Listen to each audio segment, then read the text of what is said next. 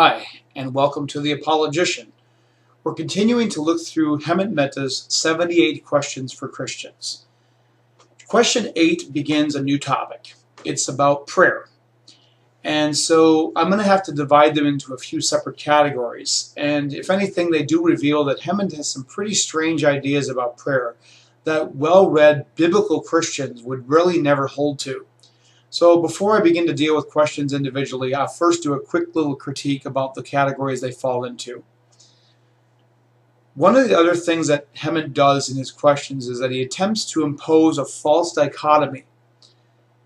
He kind of implies that praying for someone or praying for a certain circumstance and then using a human or mechanism or a material means to accomplish the goal are somehow mutually exclusive. Strange argument. Why? Because the Bible itself doesn't make that kind of distinction. Hemant is imposing a limited view of prayer on this discussion, and then really a view that the Bible doesn't teach, and then he's demanding that Christians deal with that assumption. So this is kind of serving Hemant's own personal agenda rather than actually dealing with real questions about what prayer is in the Bible. But consider this passage from Nehemiah chapter 4, verse 9. It says, "And we prayed to our God, and set a guard as a protection against them day and night." Hemant wants to make Christians believe that they are at a crossroads between faith and sensible actions. He sets up a false view of prayer and faith and then challenges Christians based on those false views. He suggests one of two options. You pray to God and don't use any other options or means or mechanisms, because since doing that would be seen as not trusting God in the prayer. Or you use the available option, which in his mind negates the need for prayer. So in Hemant's mind, they negate each other. But in the Bible, they actually complement each other. So it's funny that the Bible itself doesn't assume this type of mutually exclusive view of prayer that he's presenting.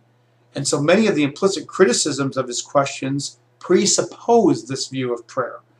So as a Christian who holds to a biblical view of prayer, I can safely deal with a lot of his challenges by saying this is a misrepresentation of what Christian beliefs are, at least biblical Christian beliefs. They operate under a very unbiblical view of prayer. So since I don't assume his view, I'm really not under any obligation to answer his challenge on his terms. As a matter of fact, many of the questions in this video actually require the Christian to buy into his false assumptions, and I'll have to expose those before I would respond. What Hemant is missing here is that God's typical ways of accomplishing his purposes comes through the activity of everyday people in their everyday lives. Yes, there are times where God acts as a personal agent in a circumstance and sometimes brings about something that's miraculous. But most of the time, when you look through the biblical narratives, there are everyday events with everyday people. Consider for example, the narratives that describe Isaac's first meeting with Rebekah, his future wife. Joseph being sold into slavery by his brothers, later to rise to power in Egypt. Ruth's meeting with Boaz, or Esther's interaction with the king. Most of these narratives show God kind of working behind the scenes. The events seem normal, they even seem trite at times, but there's a plan that works itself out through the activities and behaviors of these people. Even the spreading of the Christian gospel itself typically is done by normal, flawed people who are sharing the message of Jesus with their neighbors or their friends or family or co-workers. So most often you don't see a lot of miracles in the sense of something obviously supernatural penetrating into the situation that defies all of our material assumptions. Everyday conversation between Christians and non-Christians is the primary method that God has chosen to spread his salvation message. So what we're going to do before we even deal with some of these questions is we're going to look at Jesus' own teachings about what prayer is all about. He gave people a model view of prayer. It's the sermon on the Sermon on the Mount. Jesus taught what we now know as the Lord's Prayer. And he says, "Pray then like this: Our Father in heaven, hallowed be your name. Your kingdom come, your will be done, on earth as it is in heaven. Give us this day our daily bread, and forgive us our debts, as we also have forgiven our debtors. And lead us not into temptation, but deliver us from evil." Now, to drive the point home, I'm going to examine the prayer line by line, and I'm going to take note of what the prayer emphasizes. First, Jesus says, "Our Father in heaven." This is a personal, intimate address to God and acknowledging His superior position.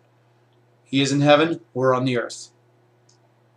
Hallowed be your name, praising God for His holiness and for His great name. Your kingdom come. This is an anticipation of God's design for human history. Your will be done on earth as it is in heaven. This is a submission to God's design and His intentions. May His will be done.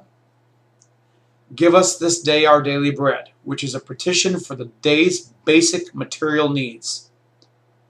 And forgive us our debts as we also have forgiven our debtors, asking for pardon for sins we have committed and our obligation to forgive as we have been forgiven. Lead us not into temptation, in other words, protection from being overcome and overpowered by wrong, but deliver us from evil. Now, a little note here on Greek. Many of the manuscripts read literally, the evil. There's an article here. Now, that implies the devil. It's not a request for deliverance from tough circumstances, but from Satan and his followers. I want you to note that what's conspicuously absent from Jesus' model for prayer here is the individualistic, self-serving, indulgent, wish list version of prayer that is so common these days. Take note of the fact that in all the aspects of these prayer, only one of them is a petition concerning material things, and this aspect is only focused on meeting the bare necessities of life for the day. So everything else focuses on God and His wisdom, His purposes, His will, and then our spiritual character development, our relationship to Him. So since an atheist removes God from the equation, all you have left is prayers about self, which is basically a wish list. Jesus' prayer doesn't assume that self-indulgence is the greatest priority of life, so it's not surprising that modern-day critics or skeptics wouldn't have much use for it. This prayer is largely God-focused, so atheists who have removed God from the equation really have no one to revere here, do they? What's even more strange, though, is he wants to quantify the value of prayer. A lot of times in his questions he says, which would work better? This action or this action? Prayer or some mechanism? Honestly, if he sees God as that kind of a genie that can be so easily manipulated, it's no wonder he became an atheist.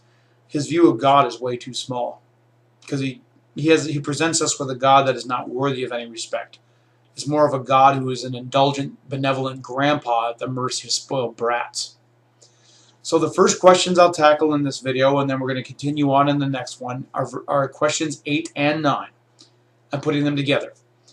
If your son or daughter were dying, and I hope that never happens, would you just pray for them, or would you take them to a doctor?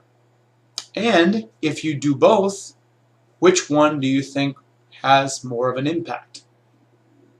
Again, basing it on some of the material I already explained, I would do both. And attempting to quantify impact is an entirely subjective exercise.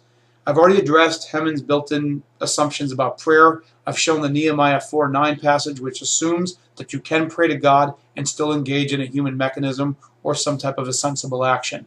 The Bible doesn't see them as mutually exclusive, even if Hammond does. So he's representing a view of prayer that the Bible itself doesn't affirm. We'll take a look at questions 10 and 11 and following in the next video. God bless and take care.